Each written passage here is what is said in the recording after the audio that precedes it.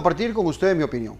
Estos días hemos vivido momentos de mucha convulsión, de mucha inquietud entre los grupos sociales, sean cámaras empresariales, sean sindicatos, sean agricultores, sean gobernantes, en donde hemos entrado en una confusión alrededor de qué le conviene a Costa Rica en una reforma fiscal que es urgente ante el déficit fiscal que padece el país.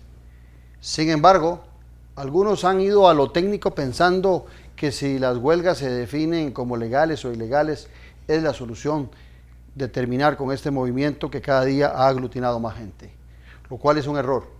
Estamos ante una huelga que es política, una huelga que lo que muestra es a una gran cantidad de población costarricense indignada. Y la indignación no busca legalidad o no busca estructura o no busca legitimidad en la norma, en la ley, sino que la busca en las decisiones políticas. Las políticas públicas en Costa Rica tienen insatisfechos a los ciudadanos y por tanto empiezan a aglutinarse y a molestarse cada vez que le hablan de impuestos.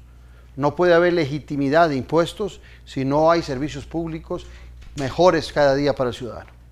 Indudablemente la coyuntura es complicada y el déficit fiscal tiene que ser solucionado, pero tiene que ser conversado y no puede ser el tiempo el que defina con prontitud e inmediatez que hay que tomar una decisión ya.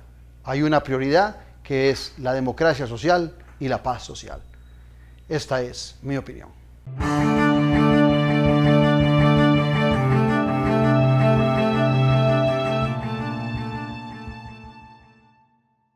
Conoce más de la política, sociedad y economía de Costa Rica y el mundo. Café y Palabras, lo que hay que escuchar del acontecer nacional con el politólogo Claudio Alpizar. Café y Palabras, porque la política sí importa. Escuche Café y Palabras de lunes a viernes a las 3 de la tarde en Colombia, con un país en sintonía. Café y Palabras.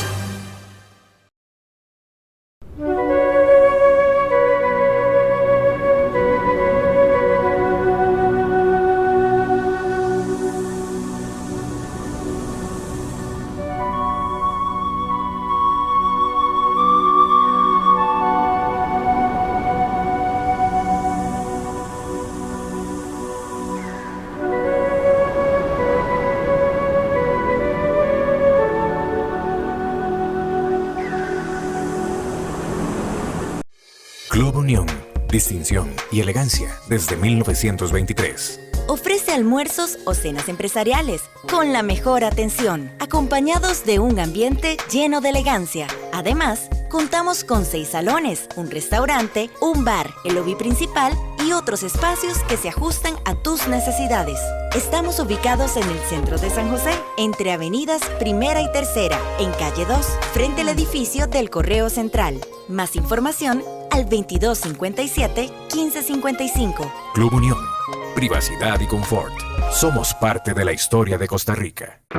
Hace muchos años, nuestros ríos fueron transparentes y cristalinos. Pero las aguas residuales de nuestros hogares y establecimientos los han contaminado. Por eso, Costa Rica decidió que ya es hora de recuperarlos. Por nuestra salud y la de nuestros ríos, Costa Rica construye el sistema de alcantarillado sanitario del área metropolitana de San José, en la ruta del saneamiento. Mensaje del Instituto Costarricense de Acueductos y Alcantarillados y Gobierno de la República. Conoce más de la política, sociedad y economía de Costa Rica y el mundo. Café y Palabras, lo que hay que escuchar del acontecer nacional con el politólogo Claudio Alpizar. Café y Palabras, porque la política sí importa. Escuche Café y Palabras de lunes a viernes a las 3 de la tarde en Colombia, con un país en sintonía. Café y Palabras.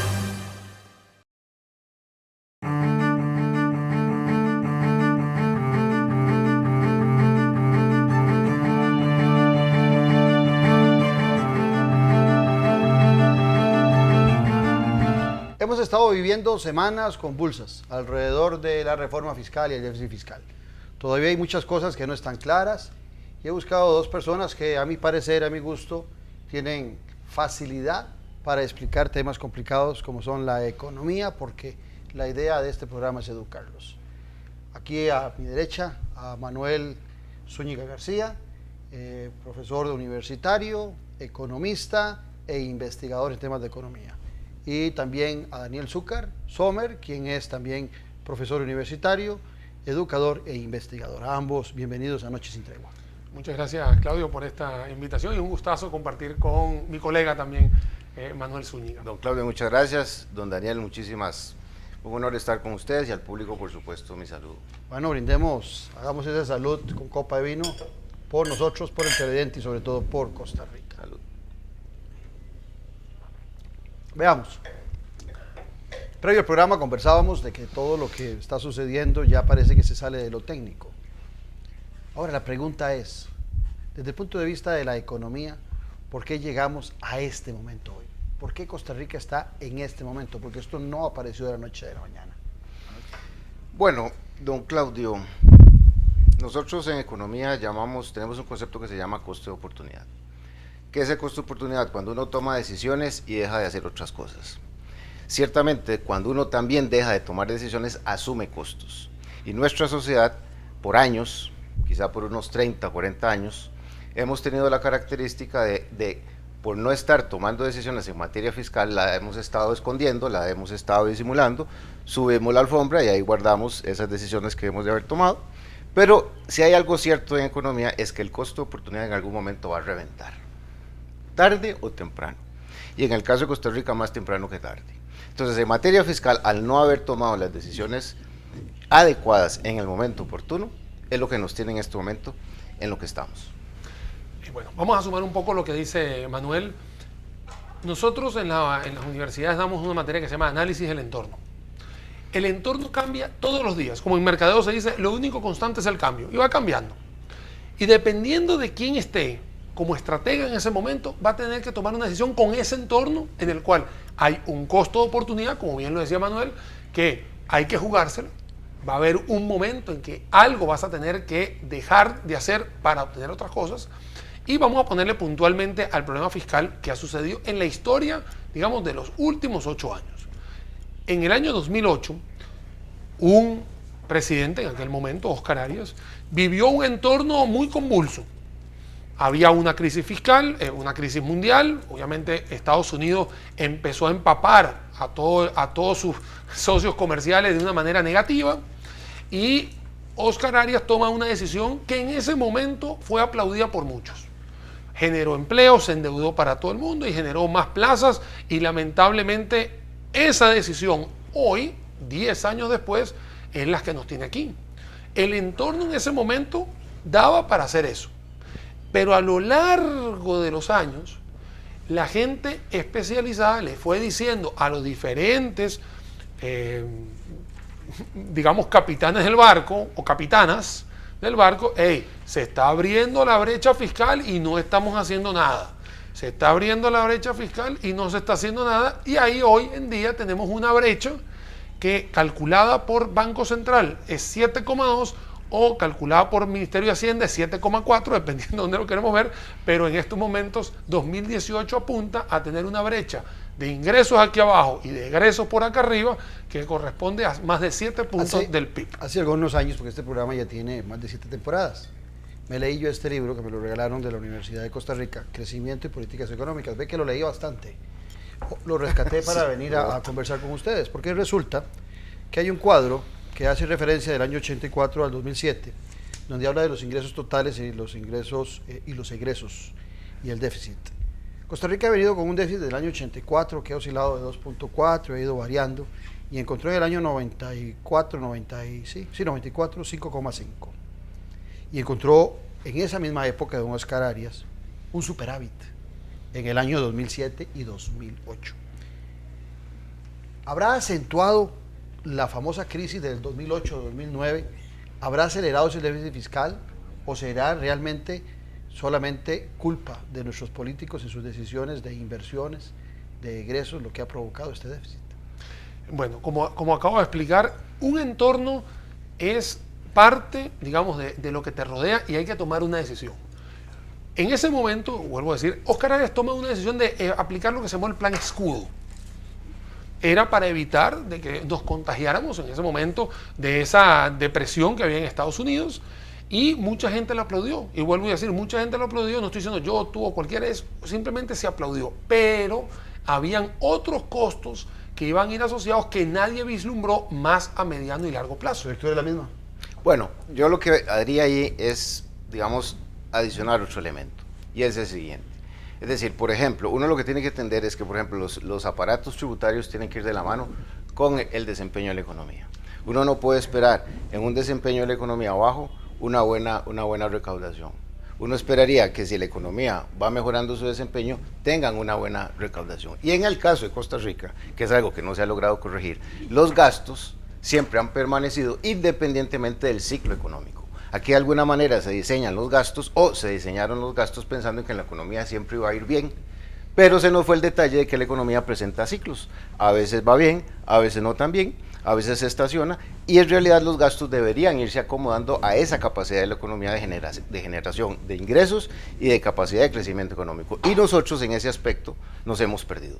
Y no es tanto tal vez por una cuestión de políticos, sino por una lectura, como dice don Daniel, del entorno.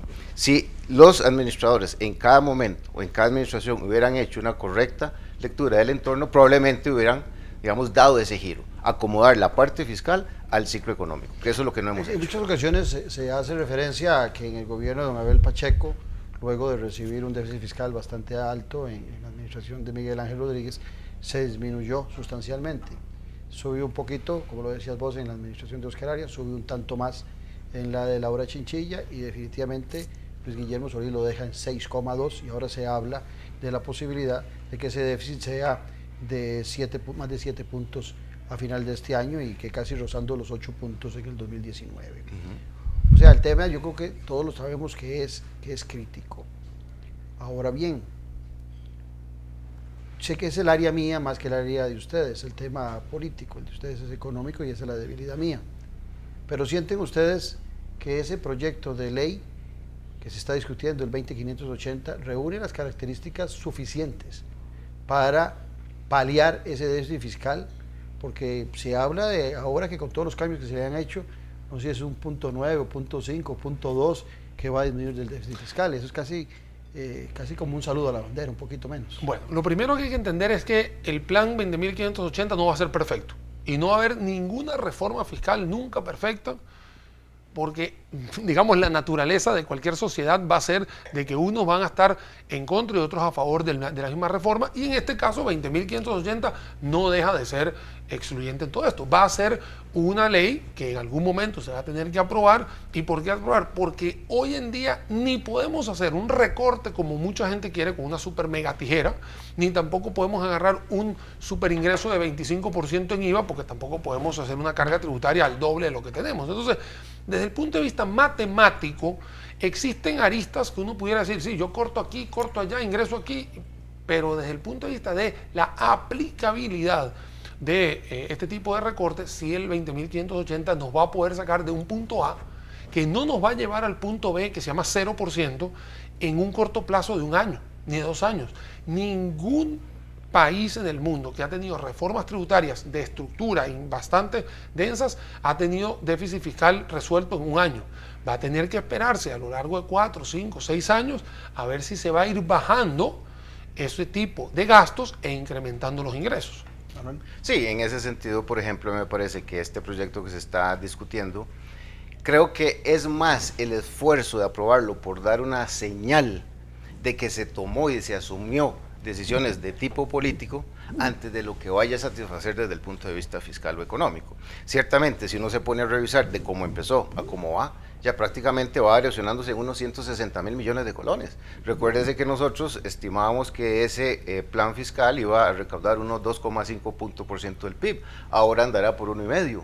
Y probablemente hasta menos. Pero bueno, dejemos eso de lado. Más bien lo que yo estoy percibiendo en los últimos días es como una especie de premura por sacarlo adelante, más queriendo dar una señal, no solo local, sino internacional, de que al final se tomó una decisión en la dirección de la toma de decisión. En ese punto que toca Manuel, Daniel, me parece que es fundamental. Leyendo y desglosando ese 6,2 que tenemos al día de hoy, me di cuenta que en deuda, o sea, lo que pagamos en intereses, en amortización de la deuda, hay un 3,1% del PIB. O sea, la mitad del déficit fiscal se promueve o aparece por la deuda y por los intereses que pagamos por esa deuda.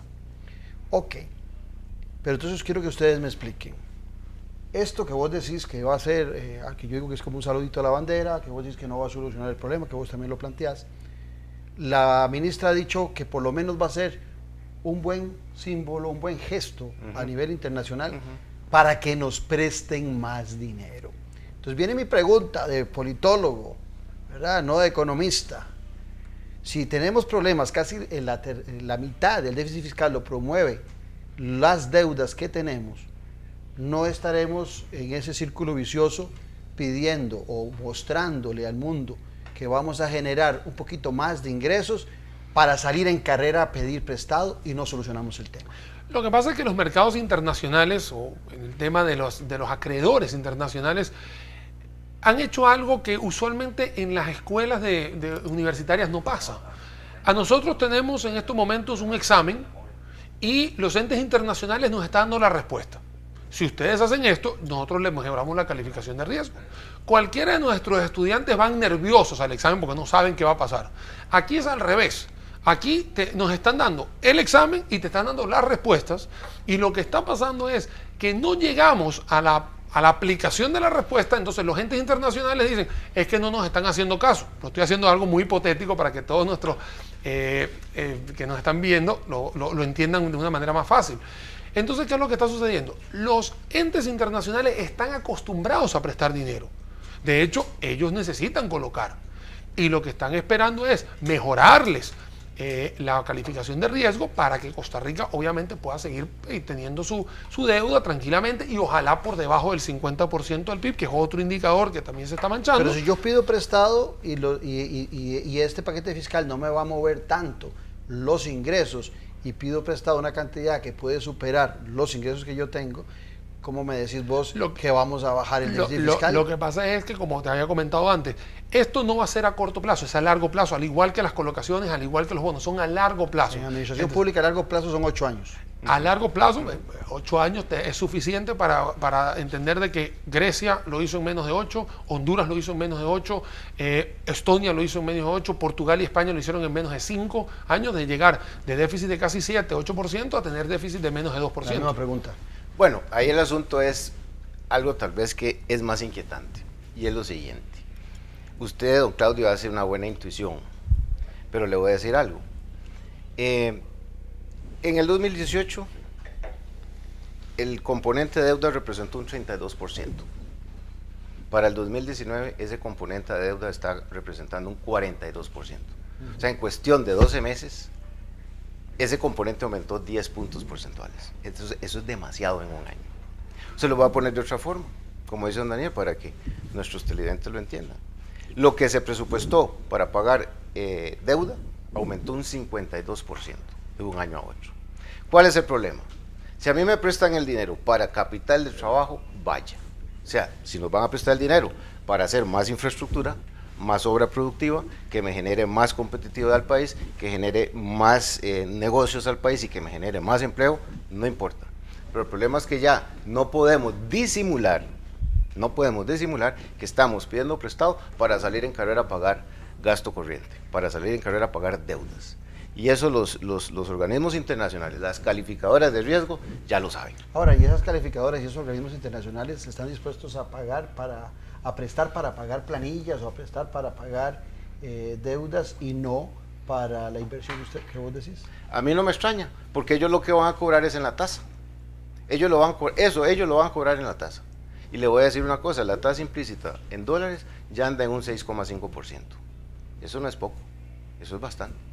Y con el contexto actual, probablemente vayan a esperar un mayor rendimiento. Entonces, para mí no es tanto que ellos vayan a prestar o no, al final lo pueden llegar a prestar. El tema es que ellos lo van a cobrar en la tasa. No, y no solamente que lo van a cobrar en la tasa, sino que ellos están pidiendo, digamos, periodos más cortos. En vez de tener un riesgo más a 8 años, 10 años, 15 años, lo están pidiendo a año o a 2 años. Entonces, te puede cambiar un poco el entorno, nuevamente, si solo si estas calificadoras de riesgo te exigen, mira, necesito que me pongas un auxilio y una solución fiscal y demuéstrame que lo estás haciendo. De hecho, la semana anterior hubo un tema de las letras del Tesoro, de hecho fue cubierto mediáticamente, y los bonos de Costa Rica fueron degradados. Incluso un banco internacional londinense muy famoso les sugirió a sus acreedores: señores, pueden ir a comprar los bonos salvadoreños, que son hasta mejores que los costarricenses. Pero no, eso es una irresponsabilidad de ese organismo, porque los bonos salvadoreños también tienen un gran riesgo. Claro, pero cuando él está evaluando, y si en la evaluación él dice que Costa Rica emite letras del Tesoro, que es una herramienta, un salvamento, un salvavidas que hace el Banco Central, que no es normal de usarlo todos los días. Y es imprimir billete. Y es imprimir billete, ¿no?, que te puede impactar más o menos dentro de la economía del país, creando un poquito de inflación. Ellos ya están dando cuenta que ya no tienes la capacidad de tener una recolección fiscal. No me importa si es a través de una colocación, de un préstamo, o sencillamente buscar tributos. Pero en la última semana, en la segunda en la que estamos viviendo, cuando ya se han hecho las mociones, porque en los primeros días de esta semana se han visto que se han discutido algunas mociones del impuesto de valor agregado y temas de la reforma, ya ese tipo de bonos han recuperado poco a poco esos indicadores. Entonces, ¿qué es lo que está pasando? Las calificadoras de riesgo tienen un termómetro muy cortoplacista. Ellas se mueven rápidamente hacia la baja o hacia la alza. Pero lo que pasa es que ellos mismos están diciendo: les estamos dando la receta para la salida. Y para la salida significa para tener una mejor calificación. A mí me sorprende que en la época de los 80, que yo la viví en la crisis de Rodrigo Carazo, las que nos presionaban eran el Fondo Monetario Internacional y el Banco Mundial. Ahora son las calificadoras. O sea, no son los organismos internacionales de peso, sino que son calificadoras, las que presionan la economía y deciden lo que hay que hacer. A mí me parece eso deprimente. Bueno, te voy a contar que en los últimos... Seguro es visión de politólogo. No es visión de... porque acá en realidad Costa Rica ha sido anfitrión de todos los entes internacionales habidos y por haber. Y todos, cada vez que llegan a Costa Rica, lo único que dicen es 3 palabras: déficit fiscal, reforma fiscal, salidas hacia adelante. Es que esas calificadoras eran las mismas que en la crisis de 2007-2008 no decían nada en los Estados Unidos de América y en los países desarrollados, y se podían comprar letras del Tesoro, y se podían comprar inversiones, y ahí no dijeron nada, y resulta que ahora en un país tan chiquitico sí tienen todas las luces encendidas. Sí, no, así es. Lo que pasa es que acordémonos que también en el tema del 2008, que fue hace 10 años, también me dio un tema de comisiones, ¿verdad? Todas esas calificadoras les interesaba calificar, ¿verdad? Por un tema de comisiones, ¿verdad? Entonces, claro, calificaron un puñito, el puñito que estaba por encima fue lo que ellas calificaron. El puñote que estaba debajo de ese otro puñito, ¿verdad?, fue las que omitieron calificar. Pero resulta ser que debajo de ese puñito estaban todas las malas, digamos, categorías, ¿verdad? Ahora, en este libro que habla sobre la historia económica de Costa Rica, voy a relacionar ese dato que busqué, que no fue del libro, sino que lo tomé en estos días, de que el 3.1, o sea, la mitad del déficit fiscal actual, lo producen los préstamos, lo que hablábamos ahora, y el pago de los intereses. Pero resulta que el otro restante, el problema es por falta de ingresos. O sea, el gobierno no tiene los ingresos necesarios. Y vienen 2 cosas que quiero que ustedes me comenten. Cuando cambiamos de modelo económico, tuvimos que ingresar a las exportaciones. Para ingresar a las exportaciones, Costa Rica tuvo que dejar de cobrar algunos impuestos que le cobraba al productor nacional o a productores extranjeros. A la hora que Costa Rica entra en tratados de libre comercio, también deja de cobrar algunos impuestos. Entonces, Costa Rica deja de cobrar algunos impuestos por la reactivación económica que pueden representar esos tratados de libre comercio y esos intercambios. Pero resulta que a la fecha, que eso es una pregunta que les hago a ustedes, no sé si es la corrupción, la mala inversión, el despilfarro de dinero, o fue que esa regla o esa experiencia que teníamos con los tratados de libre comercio no dieron el resultado que esperábamos y no están generando para poder equiparar esos impuestos que dejamos de cobrar. Bueno, son los expertos. Sí, si me permiten, véanlo así. Ciertamente los tratados de libre comercio, con ellos corrían una serie de exoneraciones, pero eso siempre se pensó que iba a ser compensado con el impulso en el aparato exportador. Entonces uno diría que por ahí quedaríamos empatados, ¿verdad? Lo que quitamos aquí en aranceles al final lo recuperamos con una mayor dinamización de las exportaciones. Ese aspecto me parece bien. En donde me parece que resulta que tenemos el fallo es que me parece que las aduanas son muy porosas y hace falta control ahí, ¿verdad? Entonces, mucho se ha hablado del tema de las aduanas, de que hay que reformular ahí, que por ahí se está pasando la evasión. Y entonces no es tanto los tratados de libre comercio, la apertura comercial, sino el tema del control en aduanas. ¿Y hay algo de aduanas en este famoso proyecto? Hasta donde entiendo, yo no vi nada. no hay nada de O eso. tal vez me la brinqué la página había algo de aduanas. No hay nada. De hecho, yo en mi Facebook personal puse hace poco el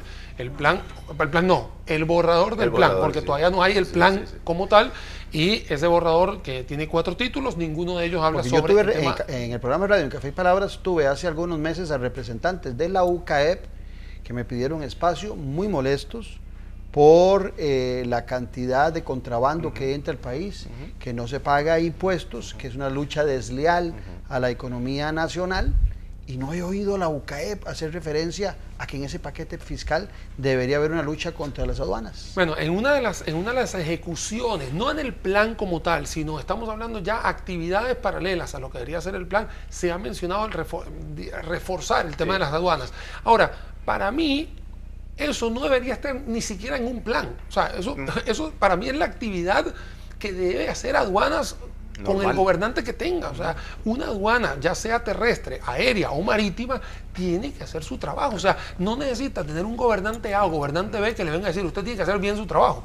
Y a mí me parece que es irrelevante, digamos, ponerlo en un papel cuando en realidad es tu deber ser como profesional en aduanas, en este caso, o ser la policía aduanera, de decir, mira, estas cosas no pasan. Pero partiendo de esa premisa tuya, tampoco debería existir una persecución por los evasores, porque todo el mundo debería cumplir y Hacienda debería cumplir su papel en el cobro de los impuestos. No, lo que pasa es que dentro de los cobros de los impuestos existe el tema de las penalizaciones, que lamentablemente en Costa Rica, cualquier trámite que uno tenga que hacer con el juzgado puede darse en 2, 3, 4 años. Entonces, pues, no es que no haya evasión, porque obviamente la evasión la hay. De hecho, el último estudio del Fondo Monetario Internacional, que fue en este año 2018, arroja que hay un 4,6% de la evasión, que está por encima del promedio de América Latina, es un 3%.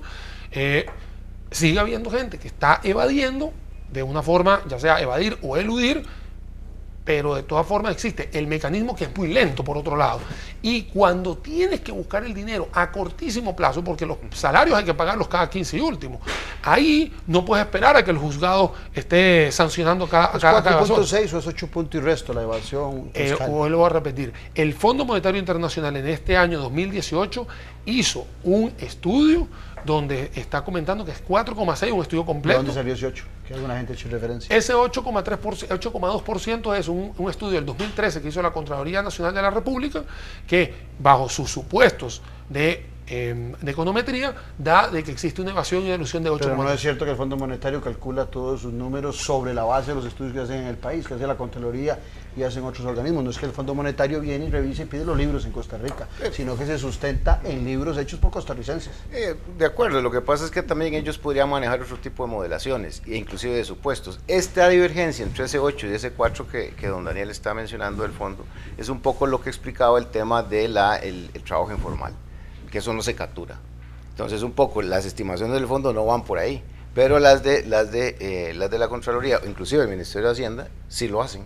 O sea, sí intentan calcular lo que se estaría perdiendo por recolección de impuestos en la actividad informal.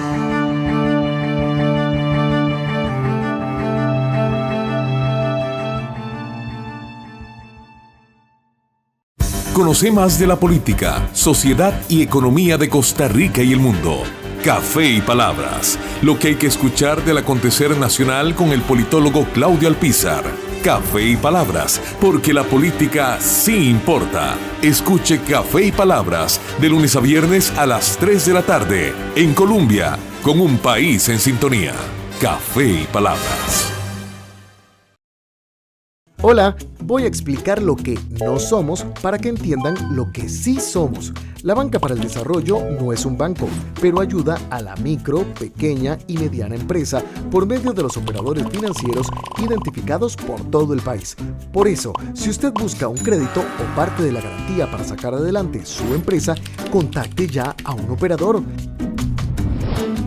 Somos Banca para el Desarrollo, oportunidades reales para proyectos viables.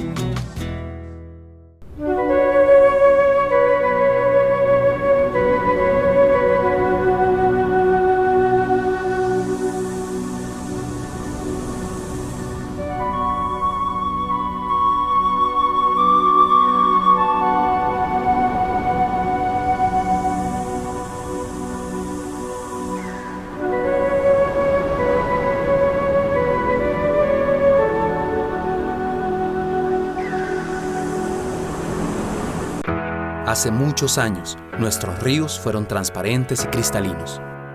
Pero las aguas residuales de nuestros hogares y establecimientos los han contaminado. Por eso, Costa Rica decidió que ya es hora de recuperarlos. Por nuestra salud y la de nuestros ríos, Costa Rica construye el sistema de alcantarillado sanitario del área metropolitana de San José, en la ruta del saneamiento.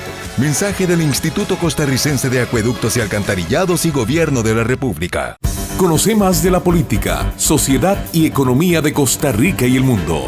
Café y Palabras, lo que hay que escuchar del acontecer nacional con el politólogo Claudio Alpizar.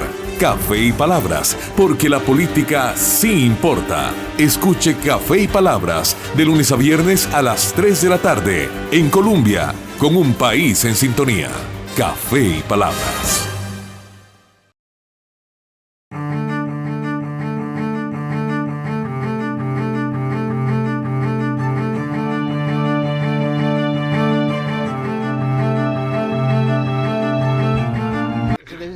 Del gobierno central. O sea, correcto, hay unas instituciones autónomas. Estamos hablando de los 3 poderes de la República, de la Defensoría, de la Contraloría y otras instituciones. Ahí no participan ni las municipalidades ni las organizaciones descentralizadas, sean autónomas o sean la universidad o las universidades públicas. Ahí no. Viene la pregunta, porque también en este libro, releyéndolo, encuentro que dentro de los problemas que ellos plantean, los profesionales de la Universidad de Costa Rica que hacen esa investigación, está que los ingresos han disminuido también sustancialmente por el régimen descentralizado. O sea que hay instituciones públicas muy ricas, como el INS, como los bancos privados, como el ICE en algún momento, instituciones que tienen muchos ingresos y que no tienen problemas fiscales. Entonces mi pregunta es, ¿por qué en este famoso plan fiscal que a algunos economistas les gusta tanto, por qué no se le cobra de las utilidades que tienen las instituciones autónomas ricas una parte sustancial que vaya a engrosar al Ministerio de Hacienda para los recursos del Poder Ejecutivo? Bueno, eso es una gran pregunta, Claudio, y te cuento que es una de las cosas que uno debería estar colocando dentro del régimen, de este planteamiento de la ley 20.580. Incluso yo también me voy un poco más allá, y yo sé que tengo amigos que no les va a gustar lo que voy a decir, pero también las cooperativas que nacieron con una naturaleza de cooperación y ya hoy en día ya no son tan chiquititas, son gente que te pueden producir, incluso la cooperativa láctea, que es muy famosa acá en Costa Rica, te produce el 2% del Producto Interno Bruto en Costa Rica y tiene una gran cantidad de excedentes, porque no se les llama utilidades, en el cual por el tema de ser cooperativas no pagan impuestos. Hoy tenemos 599 cooperativas, de las cuales ninguna paga impuestos sobre la renta, que también es parte de las exoneraciones donde uno pudiera ir a pescar de parte de Hacienda una gran tajada. Entonces, no solamente que tú me estás contando este tema de instituciones autónomas, que muchas de ellas, muchas dan superávit, muchas dan superávit, hay que decírselo a todos los televidentes que dan superávit, por favor, devuelvan esa parte. Claro, muchas de ellas, ¿por qué tienen ese superávit? Es el mismo Estado. Porque ellas tienen un servicio que es totalmente monopólico. O sea, tienes que pagarles porque les tienes que pagar. O sea, la gasolina es uno solo, la electricidad es una sola persona, ¿no? Prácticamente hace poco es que tenemos doble o tres. Y algunos, los bancos privados, los bancos públicos y el INS compiten con privados. Con privados. Y tienen más utilidades y ahí son está. muy exitosas. Entonces, ¿qué está pasando? Que en ese caso hay una competencia por un lado y por el otro lado está monopólico y que tienes que comprarlo porque tienes la necesidad de hacerlo. Pero en el tema de la tributación, digamos que es donde está, tienes el hueco, ¿no? Eso es cierto. Hay un concepto que se llama gasto tributario. Gasto tributario se podría, digamos, ligar a diferentes cosas, pero voy a referirme al gasto tributario de ventas y de consumo. Ese gasto tributario en estos dos componentes, o sea, es lo que el Estado deja de percibir por exoneraciones en ventas y en consumo.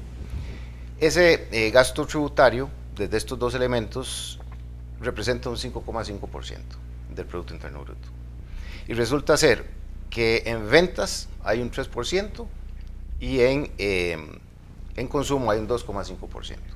Y uno se pregunta, bueno, pues ¿por qué no pellizcamos de cada uno de ellos un punto? Un punto y medio. Eso es lo que usted creo que, digamos, quisiera como que eso se pusiera a discusión. Bueno, ojalá en este plan fiscal o qué sé yo, pero esos son los elementos que hay que entrar a discutir para, digamos, evolucionar o caminar hacia una reforma hacendaria. más, digamos, más comprensiva. No tanto tan apurada tal vez como esta, pero que sí, digamos, traería elementos que corrigieran este impacto que tienen las ventas y el consumo a nivel instituciones nacional. Públicas que ahora que hablan tanto del empleo público, que tienen un nivel superior a otras, como es la Universidad de Costa Rica. La Universidad de Costa Rica produce intelectualidad, produce cerebros y demás, pero no es autosuficiente. Hay otras instituciones autónomas que sí son autosuficientes, pero así como una que no es autosuficiente, como es la universidad, hay que darle 15.000 millones de colones que le dio irresponsablemente el ministro de Educación sin tenerlos, y que obliga a la ministra de Hacienda a buscar esa plata porque estaba en el papel, pero no estaba el billete, y vos lo sabés mejor que yo, ¿verdad? Lo obliga a la ministra a buscar esos recursos. De la misma forma, hay otras instituciones que deberían tener un compromiso hacia esa intelectualidad y deberían aportarle los recursos al Estado. Entonces, por eso yo digo que aquí el problema es estructural y es mucho más grande que lo que decía mi abuelita, ¿verdad? Pensar solo en el debe y en el haber, sino que hay decisiones que trascienden a la economía. Mis buenos amigos economistas, yo como politólogo se lo digo, que son decisiones que hay que tomar a veces perdiendo, porque el bienestar social requiere más allá del debe y el haber. Lo que pasa es que también cuando hablas de bienestar social hay que entender cuánto cuesta ese bienestar social y dónde está la ineficiencia de ese gasto para el bienestar social. O sea, no importa cuánto cueste, si es beneficio, el problema es lo que acabas de decir, o sea, el desperdicio. Es que, ve, hace unos días atrás, casualmente en mi portal de Facebook, yo acabo de publicar el estudio que hizo el Banco Interamericano de Desarrollo, que habla sobre la ineficiencia del gasto público en toda Latinoamérica, quitando Venezuela, que es un caso aparte. Costa Rica queda de 7, digamos, Argentina es el peor, después llega Honduras, está El Salvador, no me acuerdo, y llega Costa Rica, siendo Honduras, El Salvador y Costa Rica, digamos, de la parte alta de la tabla, y te habla, va más allá, que está por encima del promedio de América Latina, y donde la mayor ineficiencia se va en Costa Rica, no estoy hablando del resto de la región, en la parte de las remuneraciones. Entonces, cuando uno entra a ver el tema de las remuneraciones, qué es lo que está sucediendo, se da cuenta que hay una gran cantidad de desorden en las remuneraciones, porque uno se puede dar cuenta de que se están girando unos dineros a personalidades o responsabilidades en el cual la persona o no tiene la capacidad o no está atado a una responsabilidad que contenga una gran cantidad de dinero. Vamos a dar un ejemplo rápido. Pero en eso que estás diciendo, el gobierno central es el que tiene los salarios más bajos, las instituciones autónomas son las que tienen los salarios más altos y no son parte de ese déficit fiscal. O sea, esa una de las partes que habla el proyecto, que es para controlar el empleo público, poco le va a aportar a disminuir el déficit fiscal del gobierno central. No, porque dentro de la titulación número 3, que es la de modificación de empleo Pero hablamos público, una, ahorita las tocamos. Ah, bueno, entonces no hay ninguna. Bueno, el tema está que está hablando sobre todos esos pluses salariales que inflan a ese salario base, y que de hecho nosotros conocemos que muchos salarios bases terminan teniendo un 100%, un 150% adicional, que no es todo el salario, no es todo el sector público, porque eso es muy importante, porque mucha gente cree que hay que satanizar al sector público, y no es satanizar el sector público, es saber entender que hay una parte del sector público que tiene una gran cantidad de beneficios que son totalmente alejados o ajenos a lo que usualmente se tiene en la ley de trabajo con cualquier condición privada en este caso. Eso es lo que trata este Banco Interamericano de Desarrollo en ese estudio, la ineficiencia de cómo está. Pero el Banco Interamericano de Desarrollo no dice que este es el país más caro de América Latina y que a lo mejor para sobrevivir en este país lo logra el administrador público, el empleo público, y no lo logra el privado. Bueno. Pero ahora vamos a esta otra pregunta, mi amigo Manuel. El IVA. ¿Por qué si se está ampliando ustedes me corrigen, yo creo que fuiste vos el que me dijiste un día que aproximadamente los servicios representaban el 55% de lo que mueve el mercado nacional, y que nosotros solo le cobramos el 13% al otro 45%, que es la compra de la galletita, la compra de la Coca-Cola, ir al restaurante, el 13% que pagamos del impuesto de venta? Yo pregunto siempre lo mismo porque me gusta que me lo aclaren. ¿Por qué, si estamos con el IVA, vamos a ampliar la base impositiva, porque se le va a cobrar a todos los servicios que no están hoy pagando 13%, se les va a cobrar? ¿Por qué si ampliamos la base impositiva, por qué dejamos el impuesto en el 13%? ¿No hubiera sido más atractivo bajarlo a un 10%, que el ciudadano que paga por productos diga, mira, me bajaron la tasa en el restaurante, aunque después tenga que ir al gimnasio y pagar el 13%, o al doctor e ir a pagar el 10%? ¿Por qué nosotros, ampliando tanto la base impositiva, incluyéndole un 55% de actividad económica, que son los servicios que no estaban antes, tuvimos que llegar hasta el 13 y no pudimos haberlo hecho en el 10? Y les hago esta pregunta porque ustedes son los economistas. Y no es cierto que cuando los impuestos se bajan se reactiva la economía. Sí, correcto. Lo que pasa es que yo pensaría, estando ahí en ese ministerio, de yo hasta donde sostendría el 13%, ¿verdad? ¿Por qué? Porque eso al final de cuentas me va a significar más recaudación. Claro, hay otro tema, y usted lo apunta muy bien, don Claudio. En la medida en que usted lograra bajar la tasa impositiva, más bien de repente resulta atractivo pagar impuestos. Porque entre más alta la tasa, acordémonos del principio de Laffer, entre más alta la tasa impositiva, ¿verdad? Más incentivo hay a eludirlo. Eludirlo, ¿verdad? Entonces, no pase lo de las aduanas. Exactamente. Entonces, bueno, esa es una idea, me parece interesante, intentar bajarla para que sea más atractiva la recaudación, pero estando en la situación actual, yo entendería que uno más bien buscaría dejar esa tasa al 13. Además, a nivel latinoamericano, más bien es una de las tasas más bajas, porque en otros países hay un 20%, oscila entre un 18 y un 22%. Bueno, en Chile es un 19%, pero cuando aprobaron el 19% el IVA en Chile, el proyecto de aprobación en Chile decía dónde iba esa plata. ¿A dónde se iba a invertir? Claro. Y hace un ratito hablamos de que esa plata, lo dijeron ustedes, no yo, esa plata es para pagar para que nos presten más. En Chile se subió un 19%, pero la ciudadanía sabía que iba para universidades, para educación, para carreteras, porque iba con destino específico. Claro, en este caso, y Manuel tiene toda la razón, y vamos a ampliarle un poquito la respuesta, ¿me permites, Manu? Claro. Costa Rica es de los pocos países en el mundo que tiene impuesto general de ventas.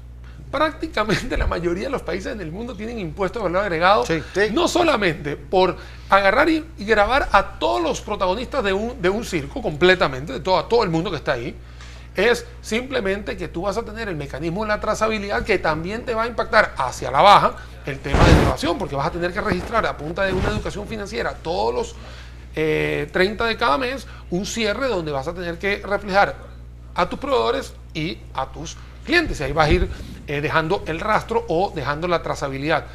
Por el otro lado, Manu decía, Chile tiene 19 y Colombia tiene 18, Nicaragua tiene 15, Honduras subió de 12 a 15, la Unión Europea. Pero compararme con Chile y con Europa, ¿no? Bueno, vamos con Europa. Con todo el respeto a esos países. Vámonos con Europa. Europa tiene un promedio de 22%, y aquí digo promedio porque no todos los países son iguales, pero tienen un promedio de impuesto de valor agregado, y vuelvo a decir, impuesto de valor agregado del 22%, incluso ahí sí van todos parejos, pero con esta reforma que estamos viendo, o por lo menos el borrador que tenemos hasta el sol de hoy, todavía el impuesto de valor agregado tiene un beneficio para algunos sectores, porque van a estar pagando unos 10%, otros 4%, otros 2%, otros 1%, hay otros que van a tener 0%, de repente tienes el tema del pago del agua, de la luz, incluso de los alquileres, que van a tener una base que a partir de ahí es que empiezas a pagar, y por debajo no. En el caso del agua es 30 metros cúbicos y todo el mundo tiene un promedio del 15%, en 280 kilowatts por hora. Y yo tengo una pregunta en eso, porque esta semana te oía en el programa de mi buen amigo Rodolfo González en 7 días diciendo eso, y a mí me surgió una duda. Si va a subir, si el 13% se le va a cobrar del IVA al agua y a la luz, es para todos, empresarios, ciudadanos comunes y corrientes. Porque viene la pregunta, ¿por qué los empresarios ahora sí están dispuestos a pagar un 13% más de electricidad cuando se quejan tanto del costo de la electricidad? Y ellos sí superan esa tasa que vos estás diciendo de consumo. ¿Por qué? ¿Saben ustedes? ¿No les va a encarecer a ellos en la producción de sus recursos? Se dice que les encarece mucho porque es la electricidad más cara de Centroamérica y América Latina y más allá. Sí, pero probablemente ahora va a tener un 13% IVA. Por niveles de consumo, ¿verdad?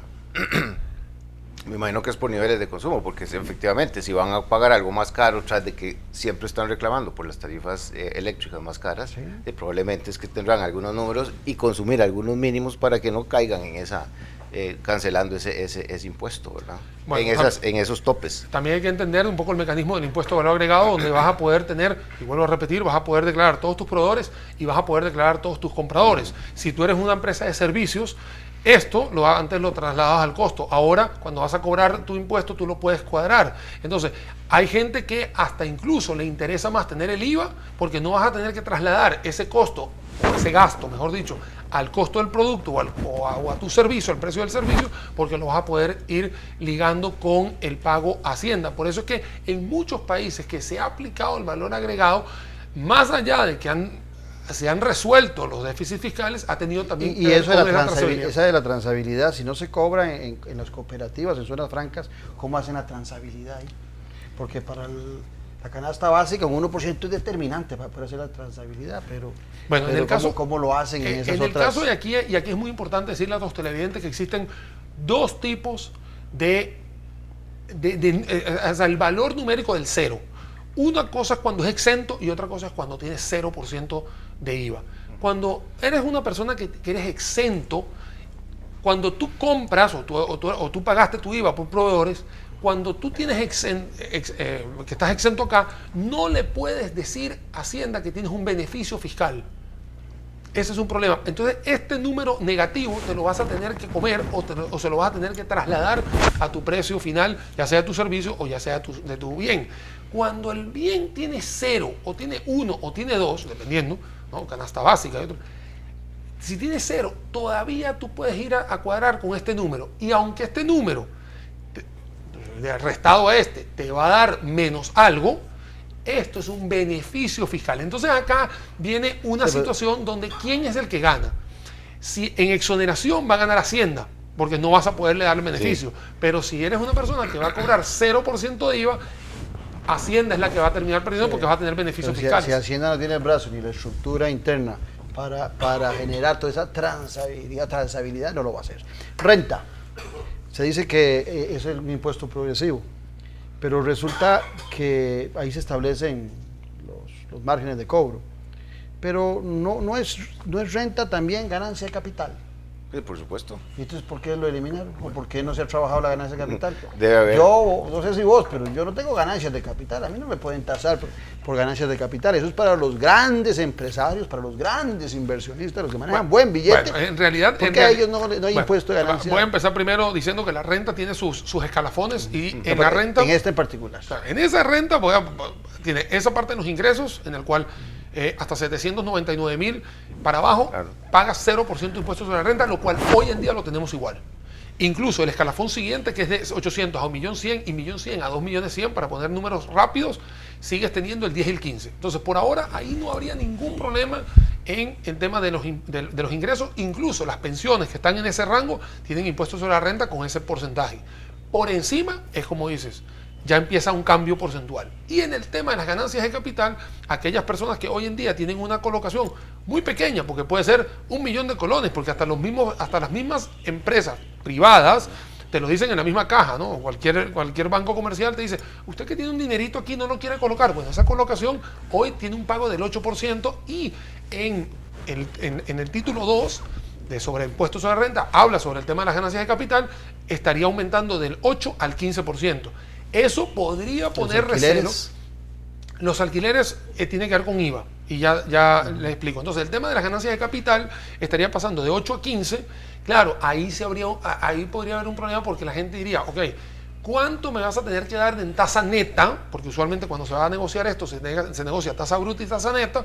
Uno al final dice, lo que quiero ver es la tasa neta, pero el órgano financiero va a tener que ver cómo coloca para poder tener ganancias muy similares. Sí, no, claro, y eso es lo que tiene que hacer también. Primero hay varios elementos. Uno, el tema del lobby, ¿verdad?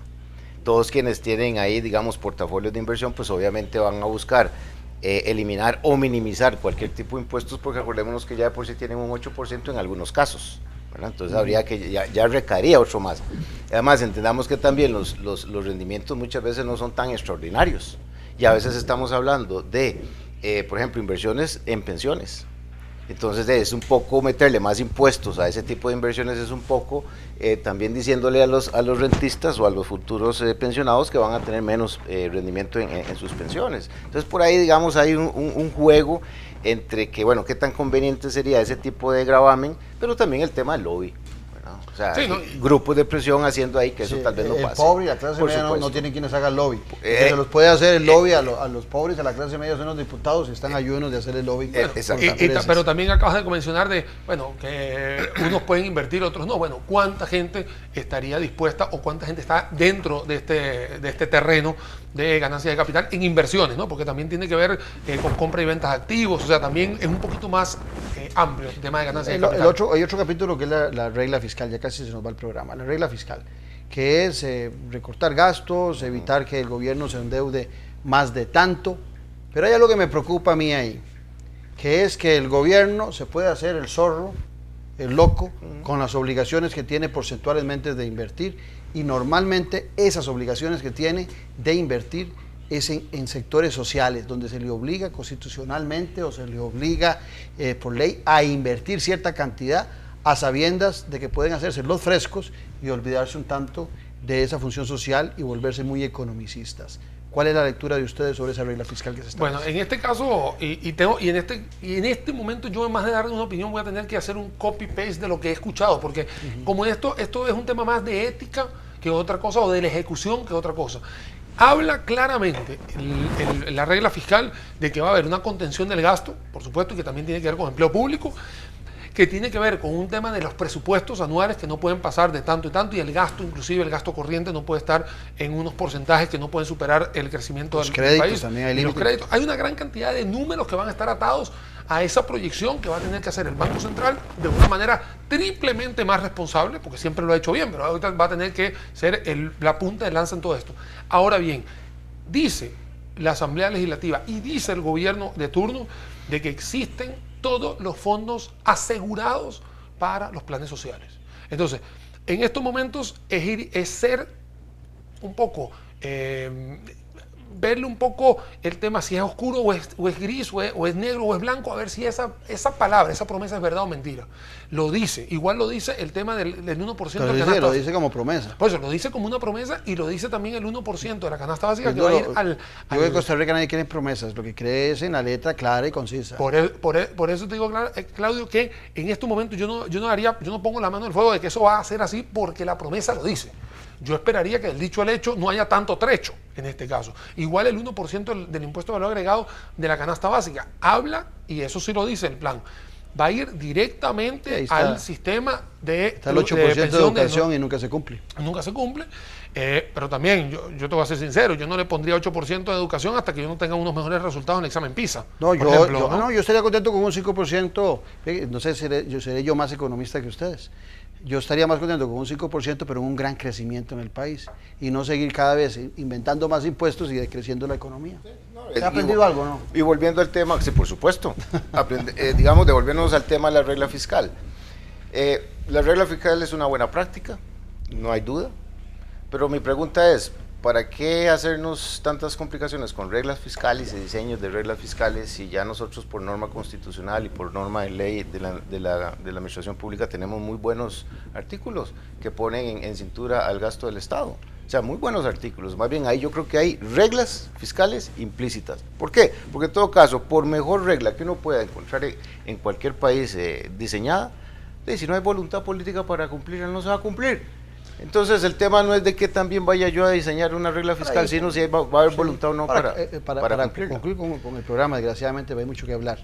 ¿Por qué cuando Rodrigo Carazo en aquella época imprimía dinero y sacaba las letras del Tesoro era tan criticado, y ahora es una maravilla haber sacado 488.000 millones que le presta el Banco Central a Hacienda? ¿Por qué ha cambiado? ¿Hay alguna regla en el mundo que haya cambiado la lectura y que ahora sea una buena norma, una buena idea del presidente y de la ministra de Hacienda? Sí, eso sí ha cambiado, porque en esas épocas... Antes era norma de crisis eso. No, pero es que digamos, en esas épocas de don Rodrigo Carazo y hacia atrás, prácticamente el Banco Central era financista del Estado. Y el problema era que entonces, al ser financista del Estado, el Estado costarricense terminaba no pagándole, no le pagaba.